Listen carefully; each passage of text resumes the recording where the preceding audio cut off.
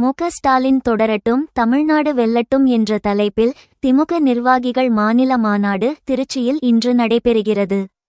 மாநாட்டிற்கு விருதுநகர் தெற்கு மாவட்ட கழக செயலாளர் வருவாய்த்துறை அமைச்சர் சாத்தூர் ராமச்சந்திரன் ஆலோசனையின் பேரில் சாத்தூர் சட்டமன்ற தொகுதிக்குட்பட்ட வெம்பக்கோட்டை மேற்கு ஒன்றிய செயலாளர் ஜெயபாண்டியன் தலைமையில் 500க்கும் மேற்பட்ட தொண்டர்கள் திரளாக திருச்சி மாநாட்டில் கலந்து கொள்வதற்காக ஆரவாரமுடன் சென்றனர். கட்சித் தொண்டர்களை வெம்பக்கோட்டை மேற்கு ஒன்றிய செயலாளர் ஜெயபாண்டியன், பொருளாளர் விவேகானந்தன் ஆகியோர் வரவேற்றனர்.